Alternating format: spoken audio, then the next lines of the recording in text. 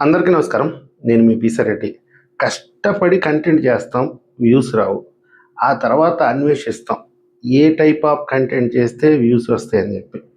ఇట్లా అన్వేషించే క్రమంలో ఒక్కో రోజైతే నిద్ర పట్టదు, తిండి తిని బుద్ధి పుట్టదు. అసలు ఎందుకు బతికున్నామో అర్థం కాదు. ఏదో చెప్పాలి ఈ సమాజానికి అనే తాపత్రయం ఉంటది కదా! మాలాంటి వాళ్ళకి.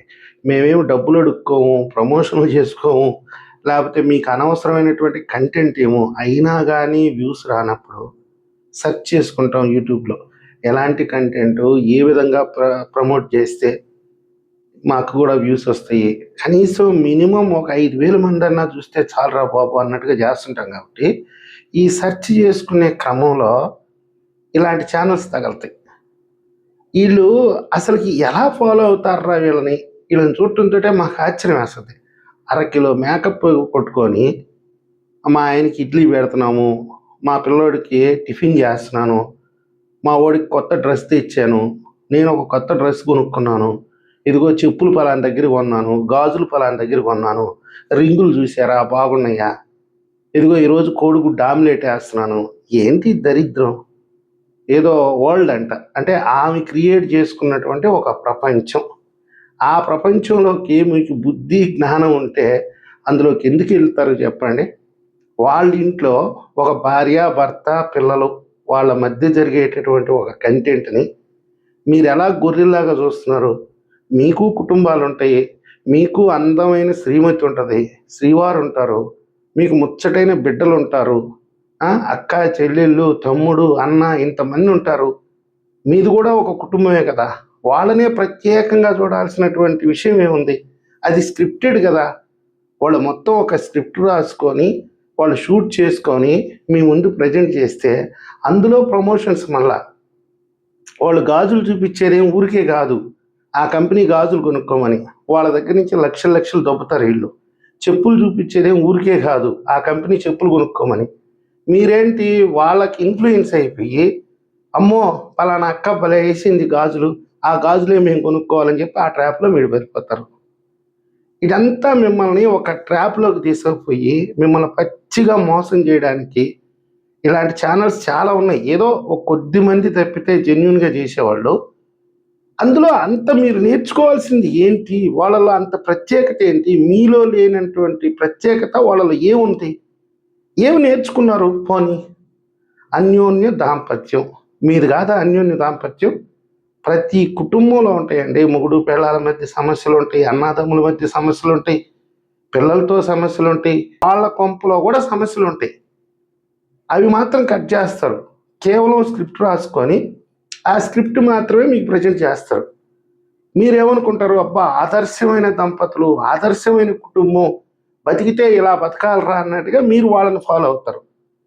ఆ వీడియో చూసే ఆ 15 నిమిషాలు మీ కొంప మీద దృష్టి పెడితే ఇలాంటి సమస్యలు రావు. ఆవిడేదో వీసాలు ఇప్పిస్తానని చెప్పి ఒక 20,00,00,000 మోసం చేసిందంట. పాపం అమాయకులు గగ్గోలు పెడుతున్నారు. వాళ్ళు అక్కడ యూకేలో ఉండి అక్కడ కేసు పెట్టలేరు. ఎందుకంటే దొంగతనంగా ఆ కంట్రీలో ఉండేదానికి వాళ్ళు ప్రయత్నం చేశారు కాబట్టి, వాళ్ళ మీదే కేసు ఫైల్ అవుతది కాబట్టి, వాళ్ళు అక్కడ కేసు పెట్టలేరు కాబట్టి, ఇక్కడ ఆంధ్రాకొచ్చి, తెలంగాణకొచ్చి వాళ్ళ మీద కేసులు పెడితే, వాళ్ళు అసలు మాది ఇండియన్ పాస్‌పోర్ట్ కాదు, మాది యూకే పాస్‌పోర్టు. మమ్మల్ని మీరు పీకేదేం లేదు. ఆల్రెడీ ఇది 2022 నుంచి జరుగుతుందంట. ఈ బాధితులంతా కలిసి ఒక వాట్సాప్ గ్రూప్ ఒకటి తయారు చేసుకొని, ఇన్ని రోజులు మదన పడిపోయి ఎక్కడ బయటకొస్తే పురుగు పోద్దేమో, దొంగతనంగా ఆ దేశానికి వెళ్ళడానికి ప్రయత్నించి, మనం కూడా దొంగలుగా మిగిలిపోవాల్సి వస్తదేమో అని చెప్పి బయట ప్రపంచానికి చెప్పుకోలేక లోలోన మదన పడిపోయి ఈరోజు బయట పడ్డారు. మీడియా ముందుకు వచ్చారు. అయినా కానీ వాళ్ళ ఫేసులు రివీల్ చేయట్లా. వీళ్ళకి సిగ్గు, శరం, మానం, అభిమానం ఉంటే ఒక 20,00,00,000 అదేం పెద్ద లెక్క కూడా కాదు వాళ్ళకి. రేపు పొద్దున మళ్ళీ ఇదిగో నేను చెప్పులు కొన్నాను, ఇదిగో మా వాడికి అండర్‌వేర్ కొన్నాను, మా ఆయనకి బనీను కొన్నాను, మా ఆయనకి కడుపు ఉబ్బరం వచ్చింది, మా ఆయనకి వాతం వచ్చింది, మా ఆయనకి మోషన్స్ అవుతున్నాయని వీడియో చేసిన ఒక అరకిలో మేకప్ ఒక 200, 300 అవుతుంది. అది చేసినా ఇంత స్కామ్ చేసినా కానీ జనాలు ఆదరిస్తారు. అంటే గొర్రెలు ఉంటారు. సహజంగా ఇలాంటి వాళ్ళని ఫాలో అయ్యే వాళ్ళంతా గొర్రెలే. నేను గొర్రెలు అని ఎందుకు అంటున్నానంటే మీరు బాధపడబాకండి. ఏమి నేర్చుకున్నారు? ఇప్పుడు మాలాంటి వాళ్ళ వీడియోస్ చూడండి. సమాజానికి అంతో కొంతో మంచి చెయ్యాలనే కదా మేము ప్రయత్నిస్తున్నాం. మేమేమన్నా ప్రమోషన్లు చేస్తున్నామా? లేకపోతే మిమ్మల్ని డబ్బులు అడుగుతుంటున్నామా? ఏమీ లేదు కదా. పైగా మా మీద దాడి. నీ అమ్మ, నీ అక్క, నీ ఆలి నువ్వు ఇంట్లోంచి బయటికి రారా, నిన్ను లేపేస్తాం. ప్రాణాలు అరిచేతిలో పెట్టుకొని ఈరోజు మేము సమాజం కోసం పోరాటం చేస్తుంటే ఇలాంటి పనికిమాలిన కుటుంబాలని మీరు ఫాలో అవుతున్నారంటే మీరు నిజంగానే గొర్రెలా కాదా చెప్పండి. మీరు ఫాలో అయ్యారు. ఆ ఫాలోయింగ్ని చూసి కోట్లలో మోసపోయారు. వీళ్ళకి నిజంగా నీతి నిజాయితీ ఉంటే మళ్ళీ చెప్తున్నాను, ఆ డబ్బులు తిరిగి ఇవ్వటం అనేది పెద్ద సమస్య కాదండి. వాళ్ళకి ఎంటుకతో సమానం.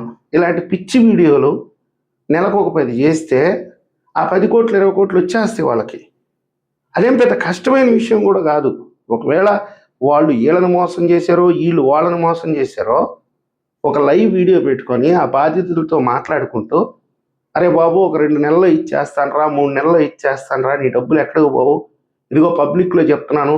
ఆ వీడియోకి కూడా కోట్లలో వ్యూస్ వస్తాయి.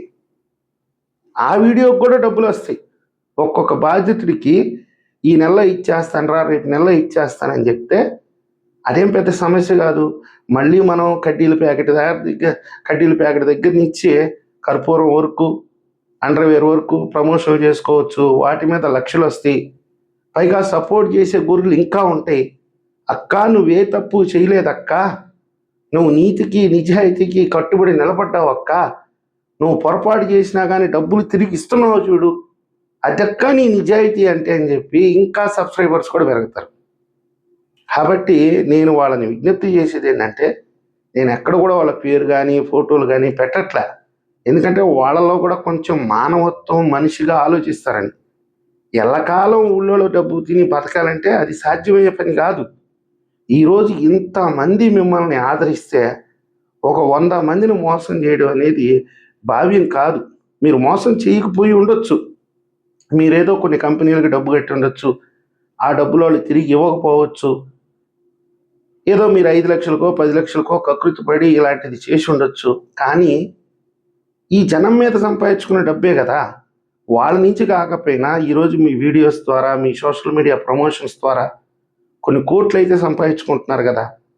మరి ప్రజల డబ్బే కదా, లావ్ అయిపోతారు కదా ఎక్కువ తినేస్తే. వాళ్ళని ఒకసారి ఆన్లైన్లోకి తీసుకొని ఒక కాన్ఫరెన్స్ పెట్టుకొని మధ్యలో ఒక 2 మీడియేటర్లను పెట్టుకొని, ఇదిగో ఒక 10 రోజుల్లో ఇస్తా ఒకడికి, ఒక నెల రోజుల్లో ఇంకోటికి ఇస్తా, లేదా మొత్తానికి కలుపుకొని ఒక 3 నెలలు 4 నెలల్లో తిరిగి ఇచ్చేస్తానని చెప్పేస్తే మీ బిడ్డల భవిష్యత్తు బాగుంటుంది కదా, మీ కుటుంబం బాగుంటుంది కదా. ఎందుకు వాళ్ళ ఉసిరు కొట్టుకొని నాశనం అయిపోతారు? ఈ రోజుకి మీరు బుకాయించుకోవచ్చు. భారతీయ చట్టాలు మిమ్మల్ని ఏం చేయకపోవచ్చు. లండన్లోనే టెస్టేసి కూర్చోవచ్చు. ఎక్కడ కూడా మీ మీద పెట్టిన కేసులు నిలబడకపోవచ్చు. కానీ కర్మ అనేది ఒకటి ఉంటుంది, అది ఎప్పటికైనా తగులుతుంది. అయినా కానీ సిగ్గులేని జనాలు ఏంటంటే వాళ్ళనే ఫాలో అవుతారండి. అది ఈ సమాజంలో ఉండేటటువంటి నికృష్టమైనటువంటి వ్యక్తులు ఏంటంటే, ఎవడైతే దుర్మార్గాలు చేస్తాడో, ఎవడైతే ప్రజల్ని మోసం చేస్తాడో, ఎవరైతే ప్రజల్ని దోపిడీ చేస్తారో వాళ్ళని వీళ్ళు ఫాలో అవుతారు. కాబట్టి ఇలాంటి వాళ్ళ నుంచి మంచి అనేది మనం ఆశించలేము. ఈ వీడియో మీకు నచ్చితే లైక్ చేయండి, సబ్స్క్రైబ్ చేయండి. ధన్యవాదాలు.